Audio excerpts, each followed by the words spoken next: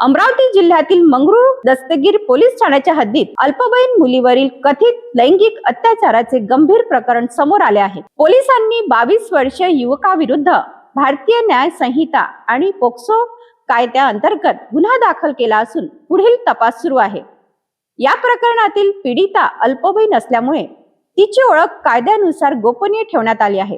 पाहूया सिटी न्यूजचा हा विशेष रिपोर्ट। अमरावती जिल्ह्यातील मंगरूळ दस्तगीर पोलीस ठाण्याच्या हद्दीत एका 16 वर्षीय अल्पवयीन मुलीवरील कथित लैंगिक अत्याचाराच्या प्रकरणी पोलिसांनी 22 वर्षीय युवकाविरुद्ध गंभीर गुन्हा दाखल केला आहे। पोलिसांनी दिलेल्या माहितीनुसार आरोपी आणि पीडितेची ओळख एका कौटुंबिक लग्न समारंभात झाली होती। त्यानंतर दोघांमध्ये संपर्क झाला। तक्रारीनुसार जानेवारी 2026 दरम्यान आरोपीने मुलीला भेटण्यासाठी बोलवले।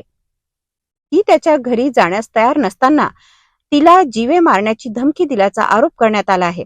त्यानंतर तिच्यावर तिच्या इच्छेविरुद्ध लैंगिक अत्याचार करण्यात आल्याचा आरोप तक्रारीत नमूद करण्यात आला आहे।